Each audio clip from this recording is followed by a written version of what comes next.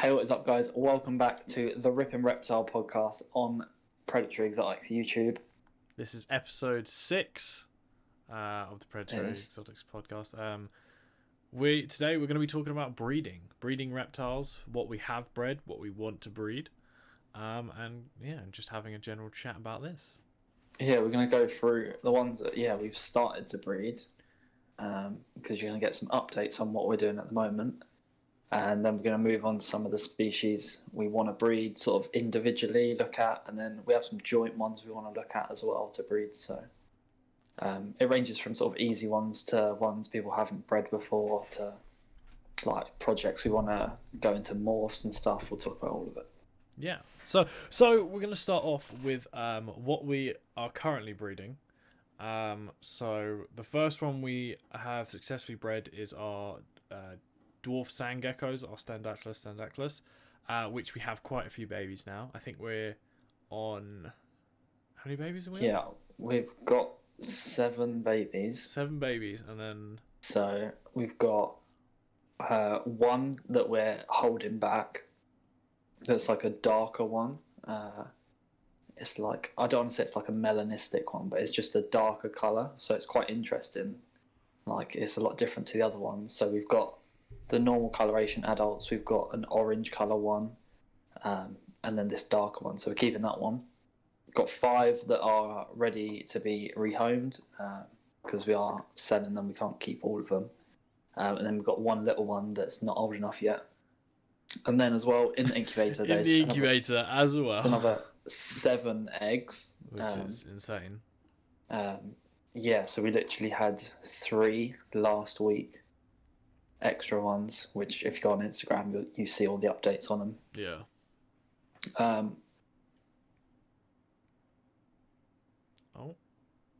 Oh. You there? Hello. Yeah. Hello. My Discord just decided to. Your thing always updates when we do this. Decides to update. Oh, okay. I see you again. There we go. We're back. Like our success rate's been pretty good. Yeah. So the first 7 have all hatched fine, and then we had 2 eggs that went bad. They got quite far into the development because obviously I took some pictures. I haven't posted them or anything. Yeah. But they were pretty much fully formed. They're just like little baby geckos. Yeah. The eggs, when we did the incubator video a long time ago, you could tell they had like these weird spots on them. So, but I counted them and they were still moving. But yeah, they just went bad, unfortunately. But we got sometimes. We got 7 babies and 2 bad ones. We got another 7 eggs, so our success rate is pretty good at the moment. Yeah. And then now we are. This is the first time we've actually talked about it because it's just happened. It's literally just happened. I'm going to pass it over to Tom. We have a new baby in the collection. Babies. Yeah. We have the new babies in the collections.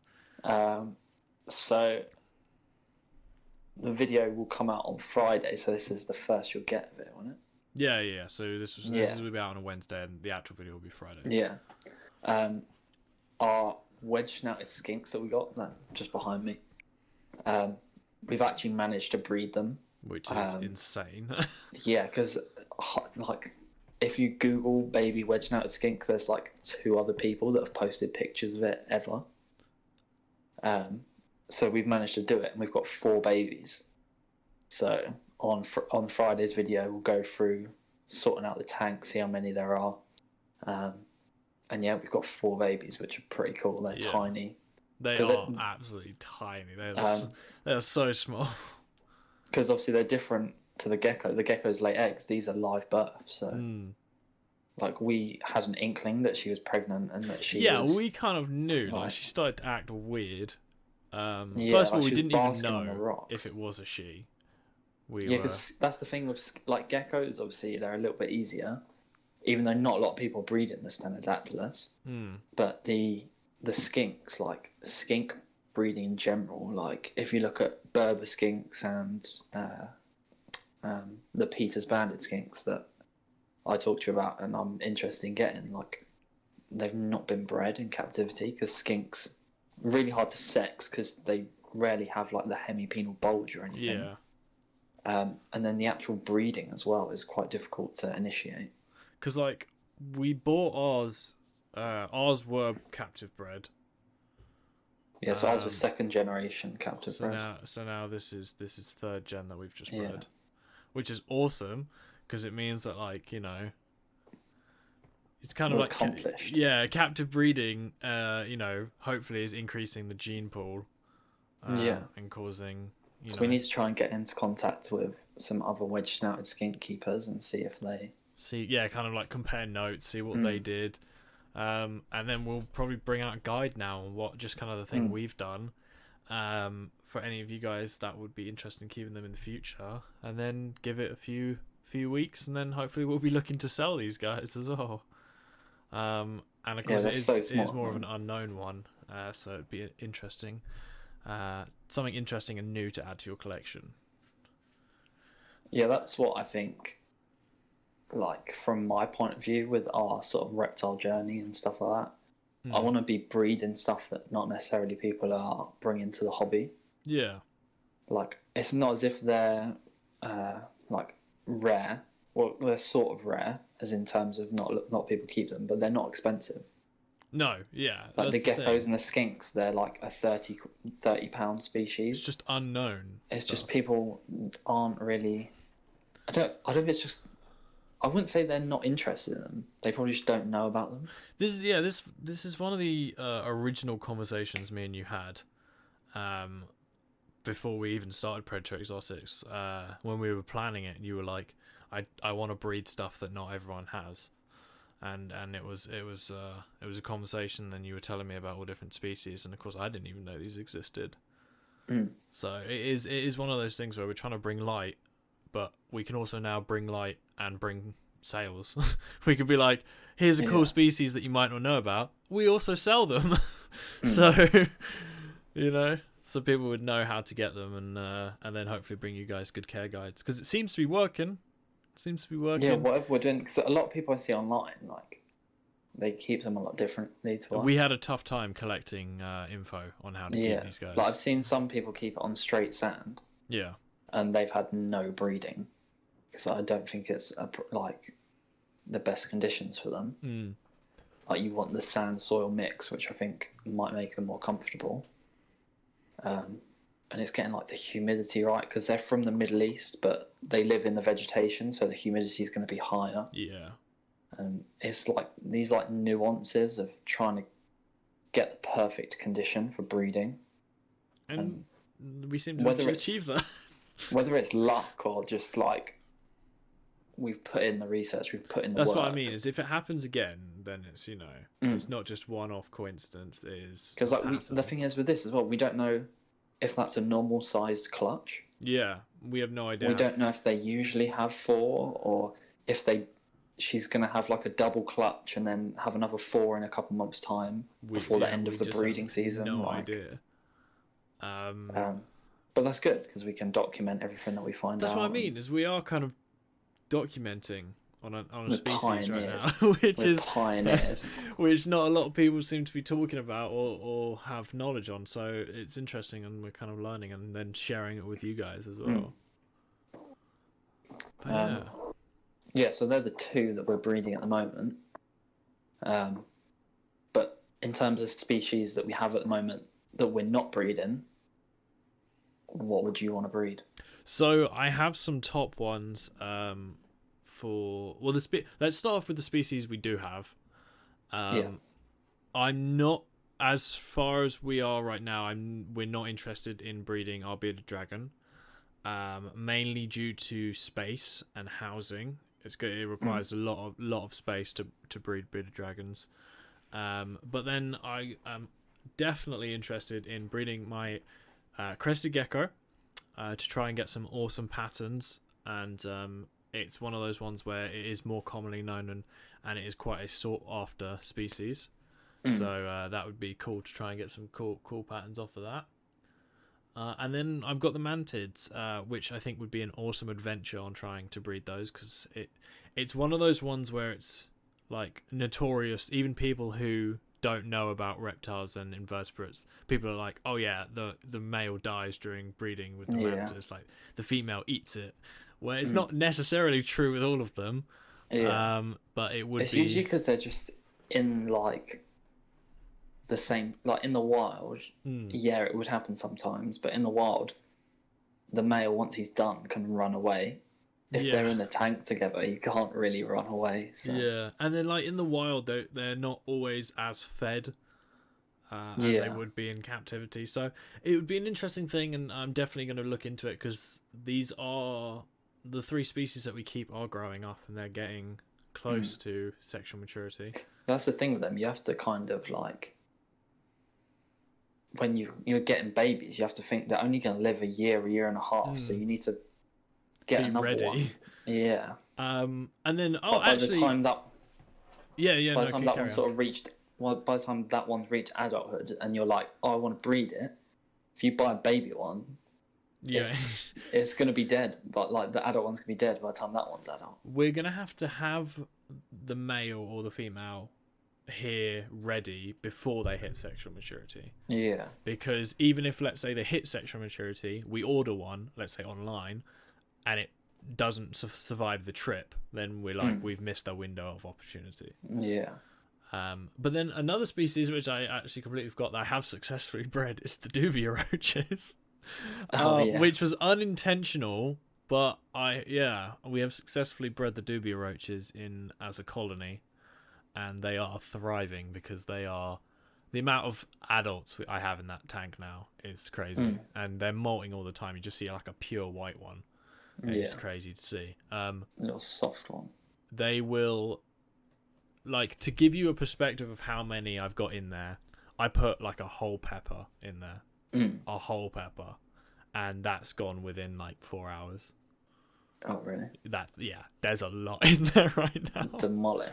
So, so it's just keeping humidity, giving them soil, because I'm assuming that's kind of how they're breeding, is through the soil.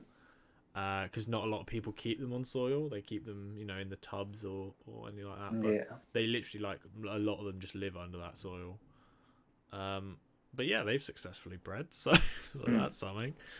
Because with mantises as well, you can end up with 100. Yes, you could. Yeah, and then you've got especially 100. If you don't have like a communal one, you've got to individually pot each one up and try and keep them and sell them. It would be interesting to do. It's definitely an adventure I'm looking forward to. But yeah, it'd just be getting the space again.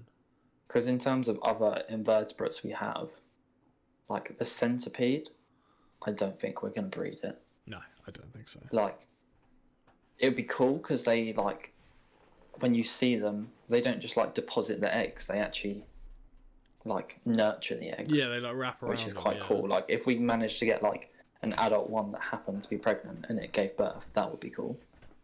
Yeah. And then, we have the baby scorpions. But if we ever think about breeding scorpions and spiders, it takes them, like, 4 or 5 years to get to... maturity. So, like, the ones we have now aren't going to be ready to breed for, like, 5 years. Yeah, no, definitely not. But then, like, it kind of gives us a setup for future endeavours. Yeah. And then that's actually a nice segue into the future endeavours of stuff we're not keeping but want to breed. I'll let you start off, actually. There's the tortoise as well. Are we looking to breed the tortoise? Forgot. No, because that's what I was going to talk about. I'm sorry, I was like, we have not had this conversation. Yeah, like, we'd have to look into the sort of paperwork side of it. Because I believe that they're on some sort of, like, CITES list. Yeah. So I don't know if you have to get them microchipped and stuff like that. Oh, okay. I think it's quite complicated. So we'd probably he's like a pet. He's a one-off kind of thing. Yeah. But yeah. But yeah, if we're talking about future stuff, you can probably tell from me the fact that I have the dwarf sand geckos and the wedge-noted skinks and stuff. I don't like breeding stuff that is as widely bred. Yeah.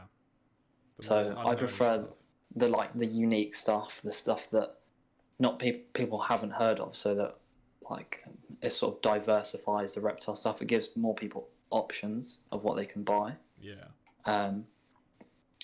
So with that, like I'd like to breed some other skink species, even though they're difficult, because I feel like that would be like a real achievement to do something like with the Peters banded skinks and the Berber skinks and stuff. Like we need to stop buying wild caught ones and just start making captive bred ones. If we actually find a way to have successful breeding, like we won't be diminishing wild populations and stuff like that.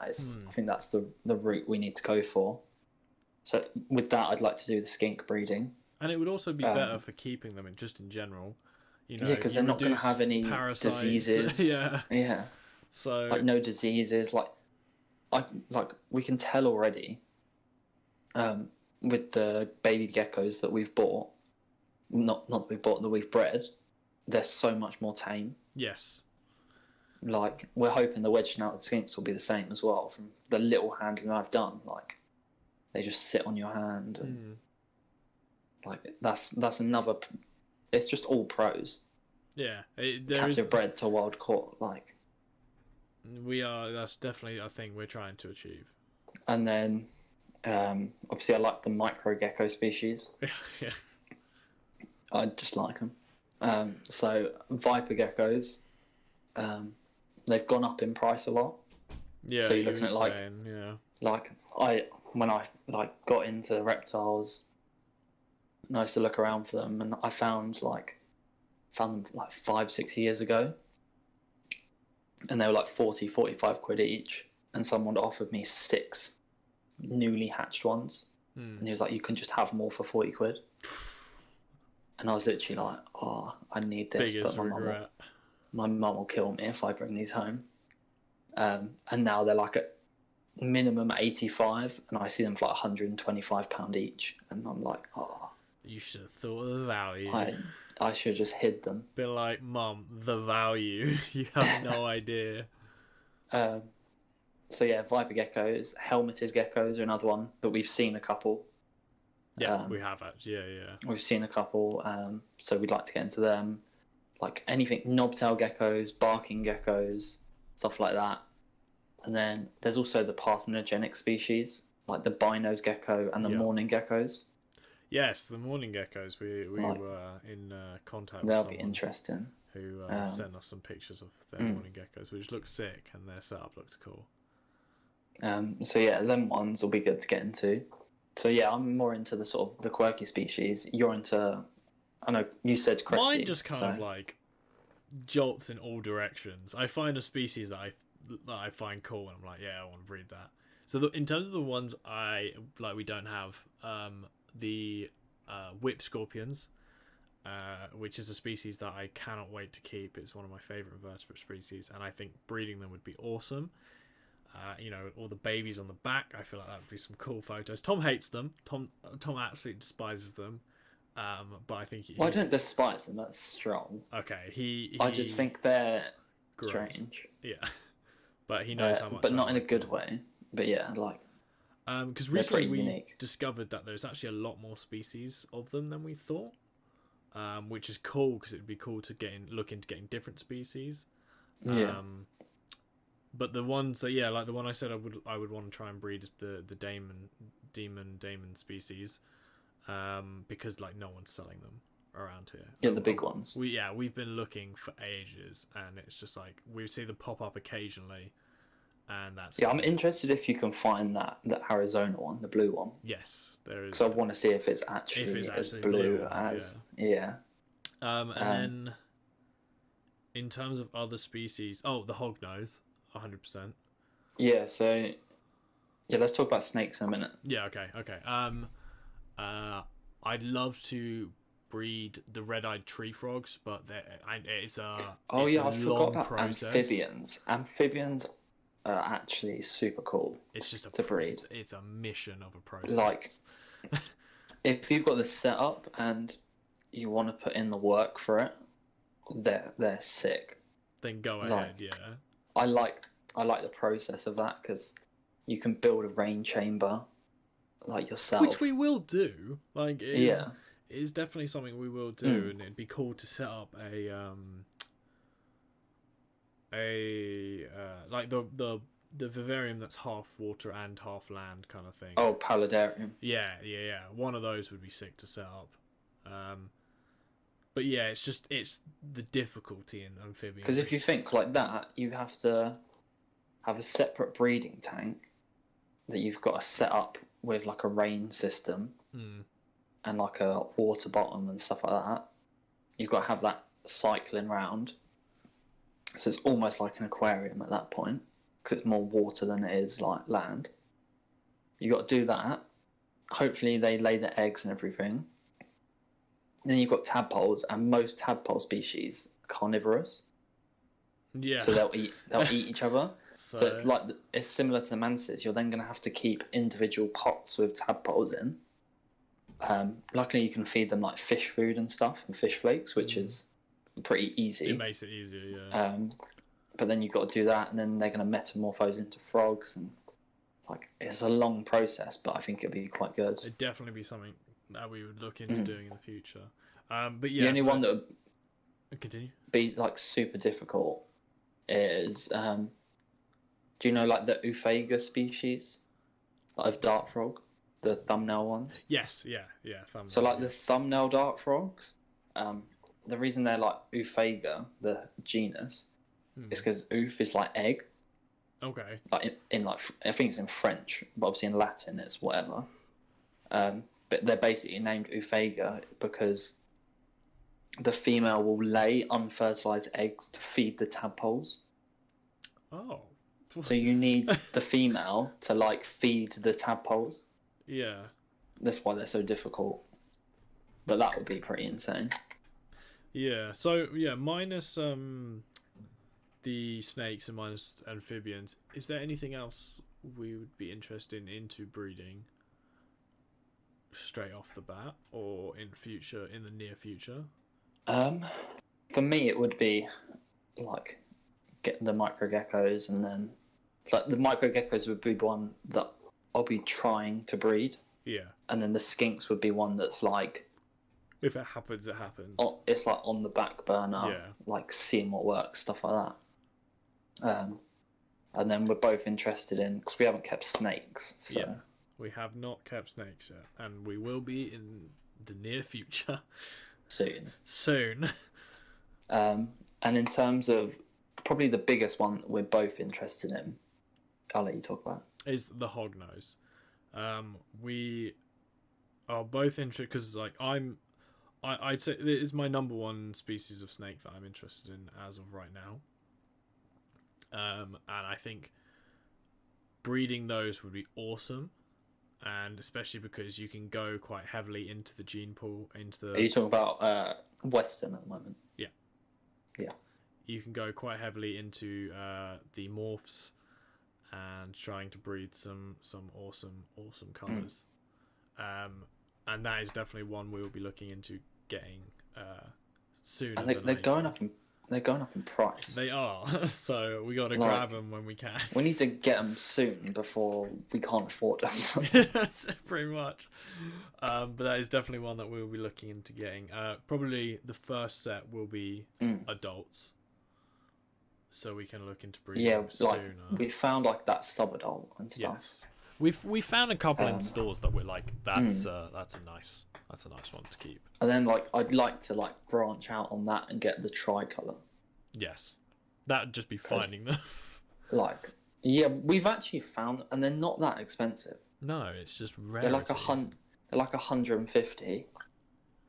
And they'll like, it's just like a hognose with a milk snake colour.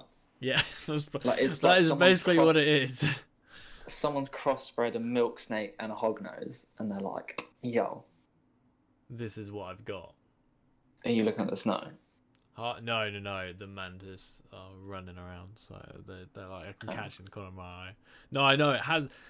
Off topic, it is snowing in England right now, which is more unusual than usual. And we're in the south; it doesn't snow down. We get rain. We don't get snow. We get rain. So yeah, the hognose is sort of hopefully going to be a joint project. And then we don't want to keep like large snakes at the moment.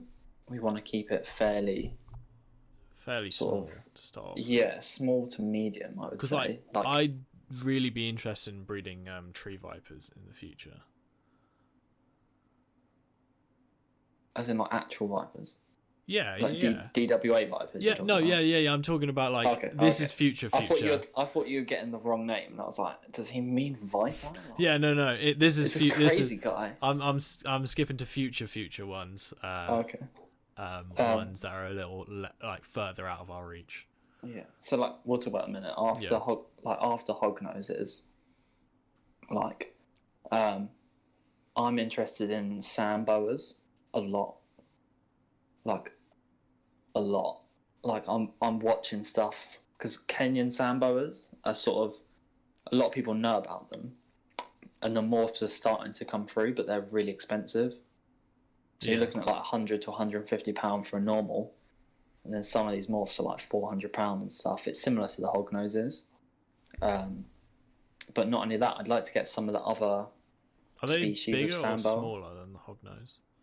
About the same size. Okay. Like a female is max 2 foot. Because we saw the one in Purple Pet.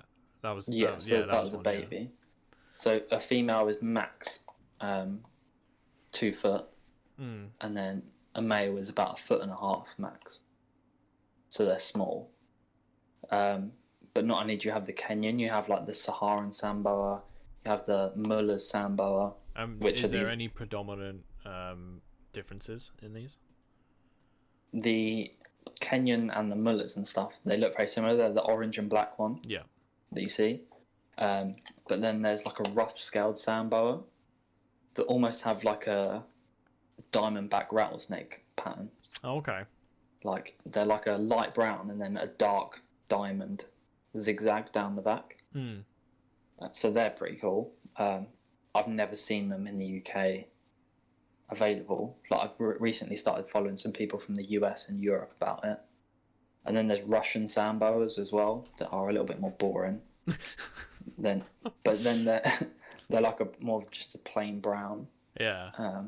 But they're the ones with like the derpy face that you see on memes. Oh yeah. Have you seen that? The snake that's just, its eyes are just like. Yeah, no, I know what you mean. I think that's a Russian sand boa because they're a bit like more weird. But yeah, I'd really like to get into them again. Like it's about like raising the popularity of the ones that aren't as just like as known. Instead of people just getting corn snakes and stuff, like you get a hognose or get a sand boa or something like that.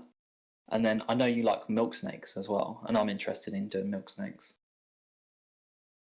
Your sound's gone.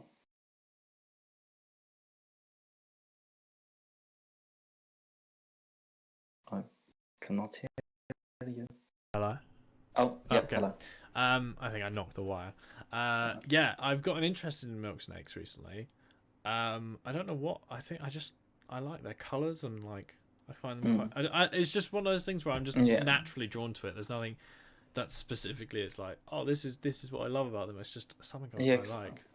I like the fact that there's different species of them as well. So you can get like the Honduran and the Pueblan and stuff like that. Pueblan. So you get different ones, which are pretty cool. Yeah. And then there's some quite cool morphs of them out at the moment.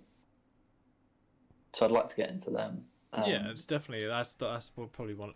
That's definitely top 3 of the one that I'm wanting to get first. Yeah. Snakes. And then I'd want the spotted python, children's python. Yeah, you've always liked those. That sort of thing. I love, mate. They're so good. They're so underrated. Yeah. Like there's these things that is like they're so underrated. I just want people to know about. I want to spread the word. Just spread the word. Get one. They're good. And then you want to talk about some DWA. Yes. So this future stuff that we actually won't be owning for a little bit. Definitely the tree viper is a snake that I've been getting interested in. Along with the bush viper as well. I've been interested in. Yes, yeah. But then one that I've mentioned a lot of times, and I think breeding it would be probably one of my biggest life's accomplishment would be the dwarf caiman. If we managed to breed that, that would be something else. That would be insane. But this is stuff we're kind of looking in way in the future. I don't know if you've got any future ones you'd be interested in breeding. Well, yeah, I sent you that one literally today. I sent you the Mexican beaded lizard. Oh yeah. I was like, So, what did you send me today? There was a breeding pair of Mexican beaded lizards, which are similar to the Gila monster, which is my favourite. They didn't say. Oh, it didn't say. I know the babies. They sold babies before, and they were £600 each. Oh. And they're cheaper than a Gila monster's like £1,000 each. Yeah, that's pretty cool. We'll shout them out. There's Penfold's Reptiles. Yeah. We still need to go there. Like, yeah, we haven't been there yet. We only discovered them in like the first lockdown, so we haven't really been able to travel up to Kent to go see them. But yeah, so they've got a pair of adult breeding pair beaded lizards. But yeah, don't forget you will need a DWA before looking into purchasing some of these. But yeah, if you wanted to give them, there was actually an interesting comment on. I don't know if it was comment on that post or someone had trouble getting their DWA license from the council. They just weren't replying. Let me see if it because it had one comment, the thing, the pic, because you just took a screenshot. Yeah. Oh yeah, my local council will not even respond to my requests about DWAs. What? So that's the sort of thing, like, yeah. That's just council stuff, isn't it? Isn't it, Tom? It's not like we've had issues with council stuff recently. Council is annoying. Oh, yeah. Yeah, so them, or the Gila monster I'd be interested in getting. And maybe Gaboon vipers. Oh, Christ. So, when we're just suddenly wanting a death wish, we might pick up some Gaboon vipers. They're my favourite one, like. Yeah, so also cool. The one that's like gonna kill us. They're the longest fangs of any snake, and it's the second highest venom yield other than the king cobra. Yeah, might as well get king cobra or at it. And it's got as well necrotic venom that will literally rot your arm off. You're more than welcome to handle this one. But then you're gonna get tree vipers, so yeah, they're obviously smaller.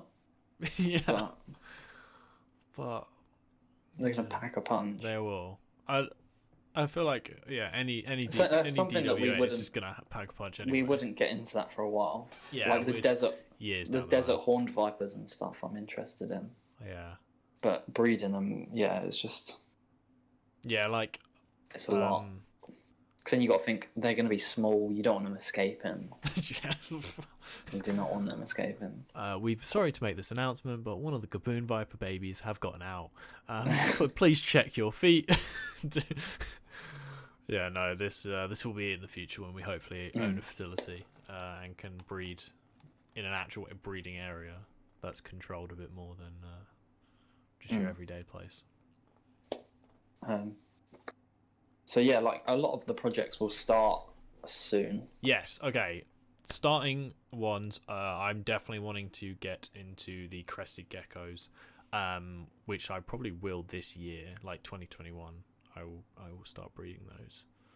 That'll be my project for the year, kind of thing. Yeah, I think I'm gonna do the same. With maybe some. See, I feel like you're a bit more undecided than I am.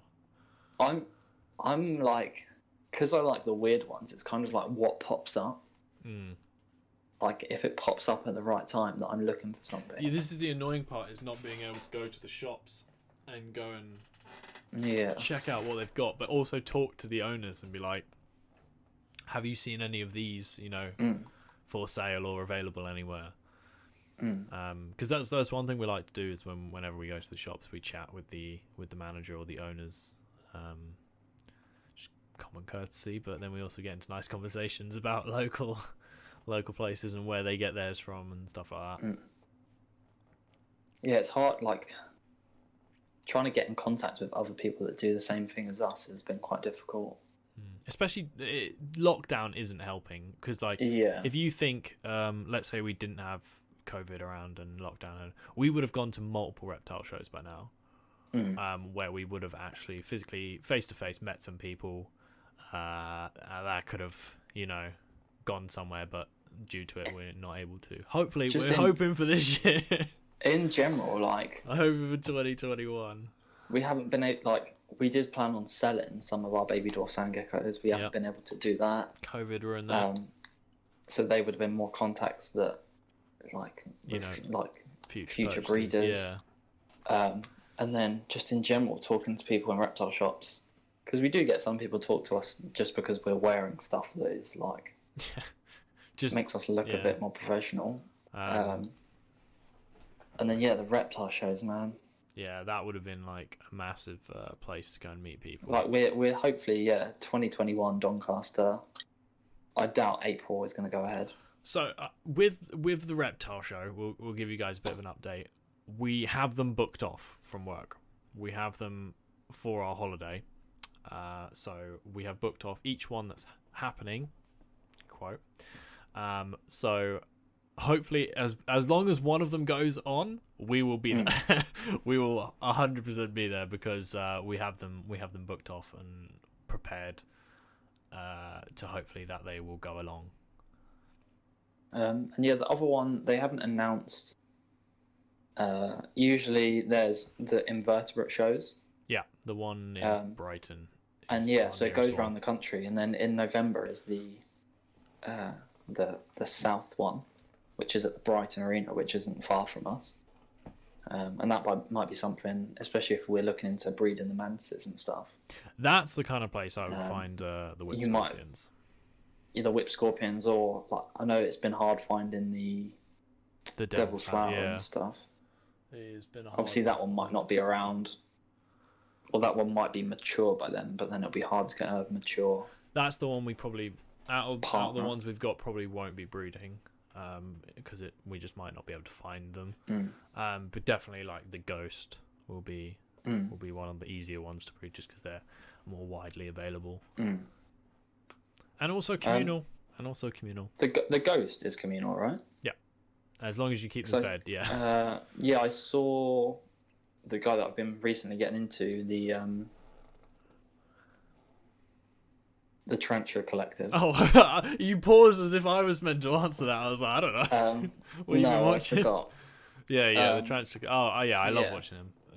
He had one that was like his communal videos, like all his communal species, and he was keeping ghosts in a communal setup. Yeah. But he lost a couple, so he ended up separating them. It is one of those things where they are communal if they to want to be. Yeah. It's like, I know it's a bit of an extreme topic, but if humans were together and there was no food source, they would turn on each other. It's the same thing. You've got to keep them fed, and then they won't turn on each other. Or if you just get one fatty and he just wants to eat everyone. Yeah. They might, turn all against him, take him down. But then also the whips are communal. Because they're really, really passive, even though how they look, they are super non-aggressive. I'd be interested in some of the, obviously there's some communal scorpion species. Yeah, that would be an interesting thing, especially with our idea that we have. Oh yeah. We've come up with a scorpion idea, but hopefully that will be coming out soon. Yeah.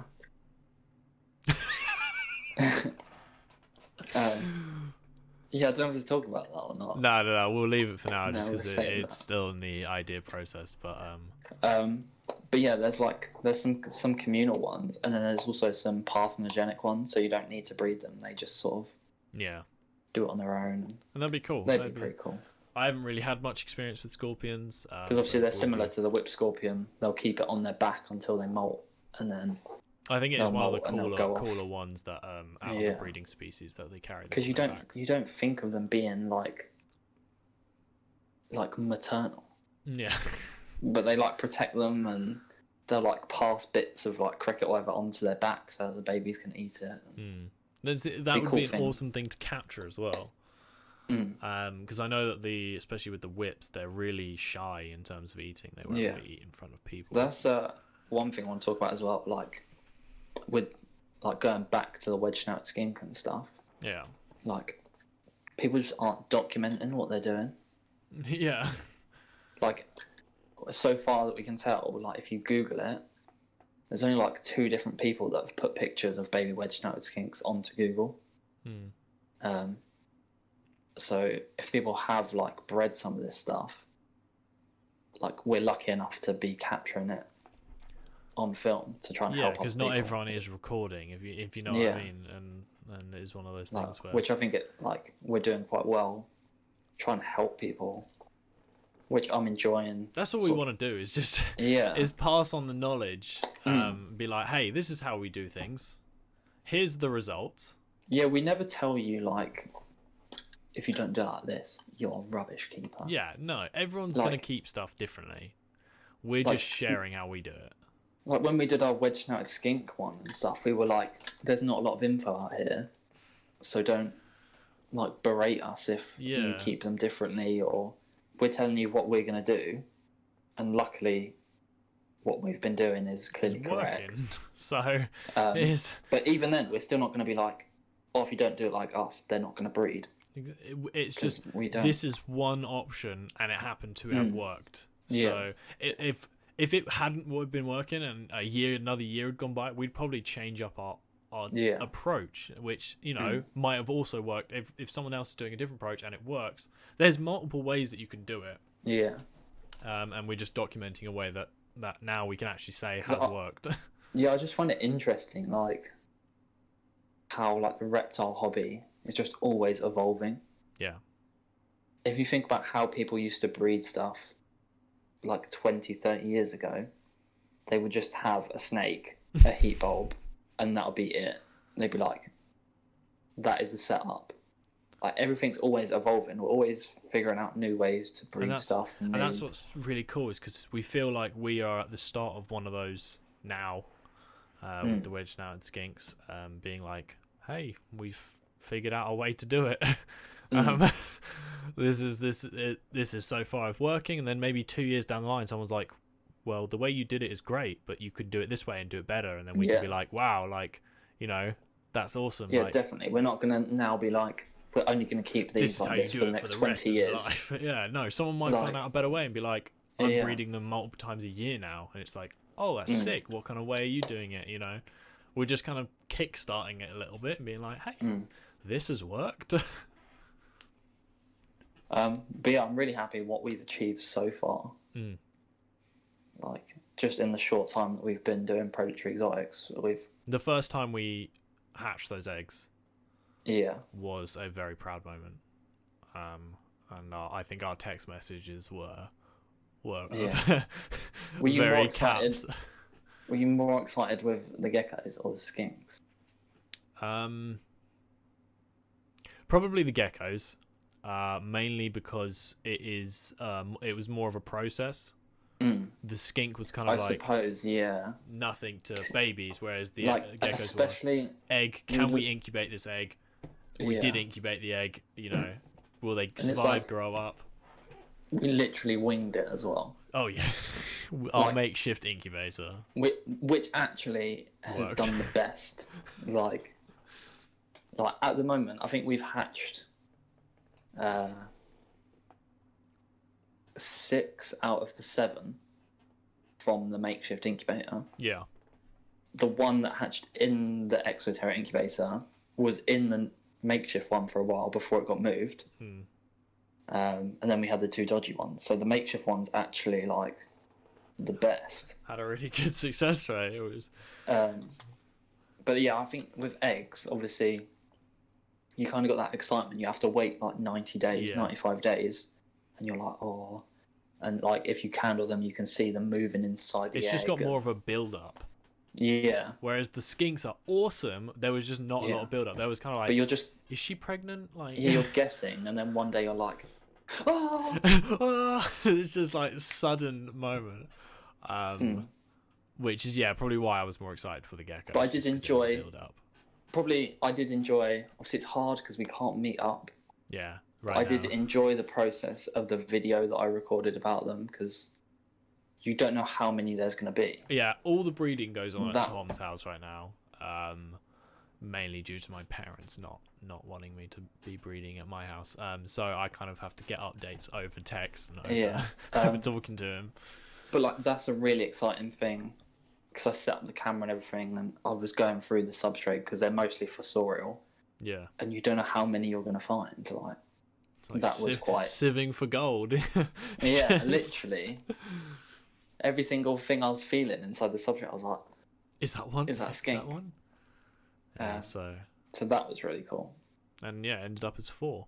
But we are approaching the end of the podcast, which has flown by in this one. Actually, I feel it's been. I've enjoyed this one. We're on 45 minutes already, and we don't. It's just endless possibilities of stuff that we could do and achieve, and we can always make a part 2 of a podcast. Yeah, we just don't want to keep it too long for you guys. We've decided that around 45 minutes to 50 minutes is like a nice sitting zone for our podcast. Yeah. So I think we'll end on that one, and you start to try to kind of remember what we did as an outro. It's like, don't forget to follow us on Instagram. Yeah, if you're, obviously, like this video. Yeah, like this video. Comment down below if you have a breeding project that is going on, or one you'd be interested in, or one you're interested in going into. And just then comment that down below. Yeah, don't forget to subscribe to this channel so you get updates, especially on the skinks that we've been talking about today. Don't forget to check us out on Instagram. We are almost at 1,000 followers, which is... Oh, mate, we'll have hit 1,000 by the time this comes out. I think currently we're sitting... it's on video. We're sitting pretty at... About 40 left. Yeah, we're on 961 right now. So we've got 39 left to go. And hopefully we'll be achieving that. So, because all the support on Instagram has been insane, and we'd like to thank you guys very much for all of that. Because you guys are hitting those like buttons on our photos, and even though I feel like, we once COVID and all that goes down, we can bring you such better photos. We can make well, even like now, you think like my microphone isn't the greatest because I'm just using this. Like you've obviously got the good one. Yes, it's like we've got. No one's got everything at one house. It's like we're passing the camera back and forth at work. Yeah, because we want to make the content for you guys. We want to keep it going. And we've upped it all. You've got that extra series going on. Yes, which is I think is a really good series. Which is another episode will be coming out tomorrow from today, but you guys would have already seen it by now. Yeah. So. But yeah, we'll leave you there. Yeah. So we hope you guys have enjoyed the 6th episode of the Rippin Reptile Podcast. So don't forget to leave a like, comment down below, and don't forget to subscribe to the channel. But we hope you guys have enjoyed, and we'll see you guys in the next one. Bye, guys. Bye, guys.